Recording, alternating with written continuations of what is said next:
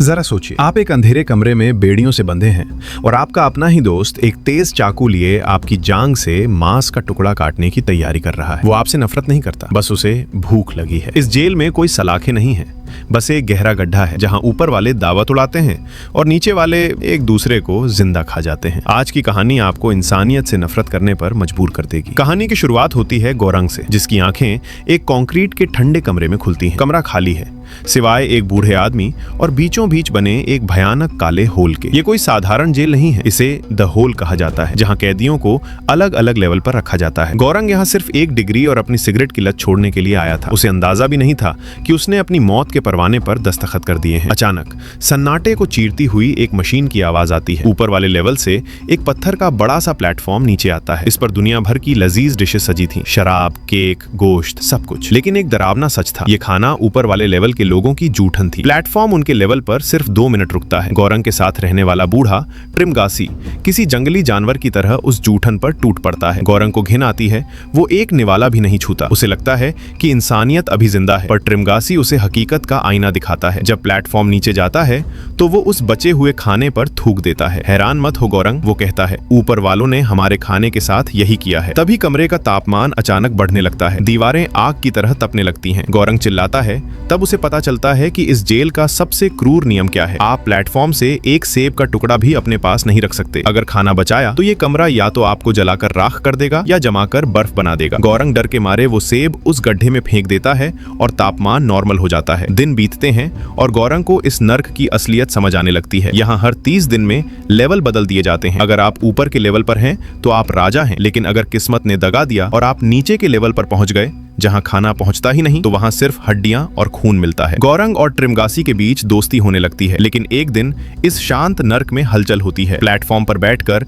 एक जख्मी औरत नीचे आती है जिसका नाम मिहारू है। ट्रिमगासी उसे पागल कहता है जो हर महीने अपने बच्चे को ढूंढने नीचे जाती है, लेकिन गौरंग को उसकी आंखों में एक अलग ही खौफ और ममता दिखती है। तभी 30 दिन पूरे होते हैं, गैस छोड़ी जाती है और सबको बेहोश कर दिया जाता है। जब गौरंग की आंख खुलती है तो उसके हाथ पांव बिस्तर से बंधे थे। सामने ट्रिमगासी खड़ा था, हाथ में वही तेज धार वाला चाकू लेकर। गौरंग चिल्लाता है, लेकिन ट्रिमगासी की आंखों में अब दोस्ती नहीं, सिर्फ एक शिकारी की भूख थी। वो लेवल 48 से सीधा लेवल 171 पर आ चुके थे। यहाँ खाना नहीं आता, यहाँ सिर्फ मौत आती है। ट्रिमगासी चाकू गौरंग की खाल पर रखते हुए कहता है, मुझे माफ करना दोस्त, लेकिन अब तुम इंसान नहीं, मेरे लिए सिर्फ 15 दिन का राशन हो। क्या गौरंग अपनी ही जांग का मांस ट्रिमगासी को खिलाने से रोक पाएगा, या लेवल 171 उसकी कब्र बन जाएगा? लेवल 171। यहाँ सन्नाटा भी चीखता है। गौरंग बिस्तर से जकड़ा हुआ है और उसके सामने खड़ा उसका दोस्त ट्रिमगासी अब एक कसाई बन चुका है। ट्रिमगासी उसे बड़े प्यार से समझाता है, मैं तुम्हें मारना नहीं चाहता, बस थोड़ा थोड़ा काट कर खाऊंगा ताकि तुम ज्यादा दिनों तक जिंदा रहो और गोश्त ताजा रहे। भूख ने एक इंसान को हैवान बना दिया था। 8 दिन बीत जाते हैं। गौरंग भूख और प्यास से अधमरा हो चुका है। उसकी बेड़ियां उसकी खाल को छील रही हैं। तभी ट्रिमगासी अपना चाकू निकालता है। वो गौरंग की जांघ पर एक गहरा कट लगाता है। गौरंग की चीखें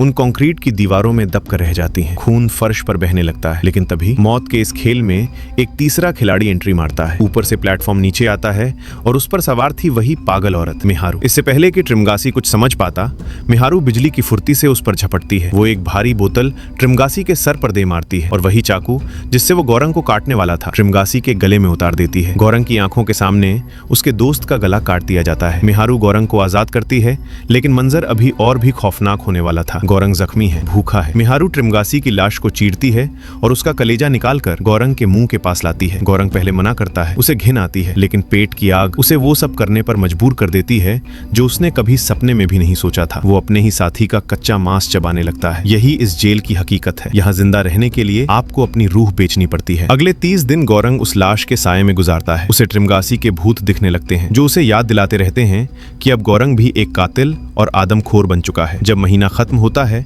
तो गैस फिर से उसे बेहोश कर देती है। इस बार जब गौरंग की आंख खुलती है तो मंजर बदला हुआ था। वो लेवल 33 पर था, एक बेहतरीन लेवल। उसके सामने एक नई औरत बैठी थी जिसका नाम था इमोगिरी। उसके साथ एक कुत्ता भी था। गौरंग को याद आता है कि ये वही औरत है जिसने जेल में आने से पहले उसका इंटरव्यू लिया था। इमोगिरी को लगता है कि ये जेल एक सोसाइटी है जहां लोग मिलजुल कर रह सकते हैं। वो हर रोज नीचे वालों से गुजारिश करती है कि सिर्फ अपने हिस्से का खाना खाओ ताकि नीचे वालों तक भी खाना पहुंच सके। लेकिन इस नरक में गुजारिश नहीं, सिर्फ खौफ चलता है। नीचे वाले लोग लोग उसे गालियां देते हैं और उसकी बात का मजाक उड़ाते हैं। तब गौरंग अपनी असली औकात पर आता है। वो चिल्लाकर नीचे वालों को धमकी देता है, अगर तुमने बात नहीं मानी तो मैं तुम्हारे खाने पर हक दूंगा, तुम्हें भूखा मार दूंगा। और अचंभे की बात देखिए, जो काम प्यार से नहीं हुआ वो गौरंग की नफरत और धमकी ने कर दिखाया। नीचे वाले डर के मारे शांत हो जाते हैं। लेकिन कहानी में ट्विस्ट तब आता है जब इमोगिरी उसे बताती है कि यहाँ कुल 200 लेवल हैं। गौरंग हंसता है क्योंकि वो लेवल 171 देख चुका था। उसे समझ आता है कि इस सिस्टम को चलाने वालों ने खुद झूठ बोला है। तभी मिहारू फिर से जख्मी हालत में नीचे आती है। गौरंग उसकी मदद करता है, लेकिन इमोगिरी एक ऐसा सच बताती है जो गौरंग के होश उड़ा देता है। वो कहती है मिहारू का कोई बच्चा नहीं है, वो एक पागल एक्ट्रेस है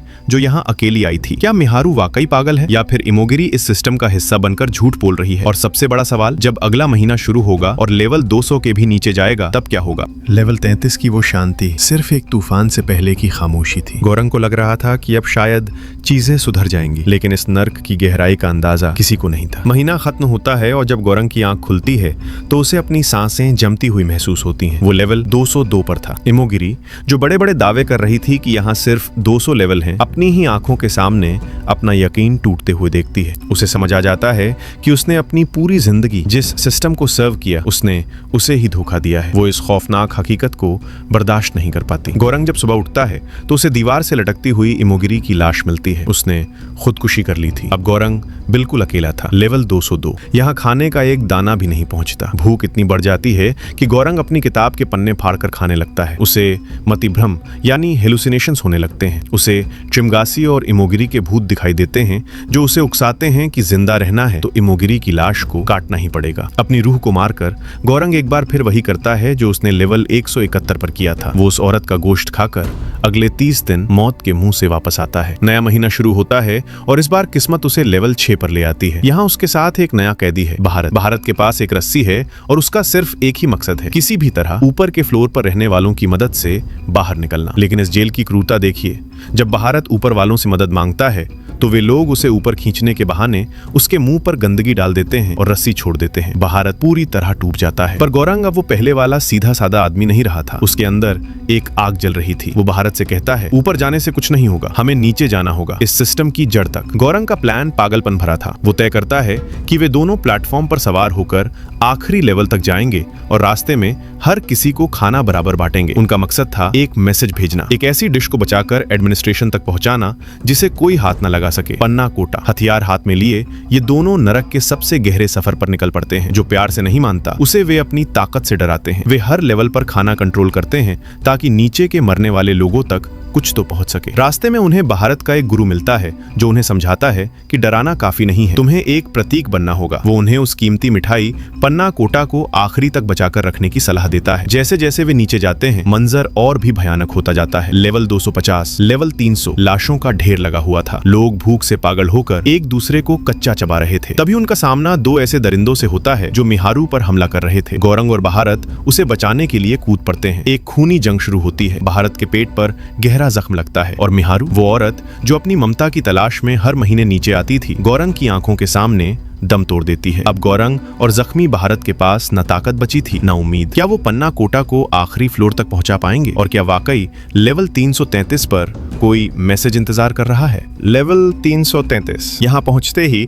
गौरंग की नजर एक बेड के नीचे जाती है जहाँ एक छोटी सी बच्ची छिपी हुई थी। वही बच्ची जिसे मिहारू पागलों की तरह ढूंढ रही थी। गौरंग समझ जाता है कि एडमिनिस्ट्रेशन को भेजने के लिए असली मैसेज ये मिठाई नहीं बल्कि ये बच्ची है। वो अपनी कीमती मिठाई उस बच्ची को खिला देता है ताकि वो जिंदा रह सके। उसी रात भारत दम तोड़ देता है। अब गौरंग अकेला था। अगले दिन जैसे ही प्लेटफॉर्म नीचे आता है, गौरंग उस बच्ची को गोद में उठाता है और प्लेटफॉर्म पर बैठ जाता है। प्लेटफॉर्म उसे लेकर उस गहरे अंधेरे में उतर जाता है जहां आज तक कोई नहीं गया, जेल का सबसे आखिरी हिस्सा। वहां पहुंचते ही गौरंग को उस बूढ़े ट्रिमगासी का साया दिखाई देता है। वो साया गौरंग को अपनी तरफ बुलाता है। गौरंग को एहसास होता है कि उसने इस जेल में जिंदा रहने के लिए कत्ल किए हैं, इंसानी मांस खाया है। उसके हाथ खून से सने हैं और वो इस मासूम बच्ची के साथ ऊपर की साफ सुथरी दुनिया में कदम नहीं रख सकता। जैसे ही प्लेटफॉर्म वापस ऊपर जाने के लिए तैयार होता है, गौरंग उस पर से उतर जाता है और उस साये के साथ अंधेरे में चला जाता है। वो बच्ची अकेली उस प्लेटफॉर्म पर बैठी रहती है और देखते ही देखते वो प्लेटफॉर्म उसे लेकर ऊपर लेवल 0 की तरफ निकल जाता है। ये कहानी हमें सिखाती है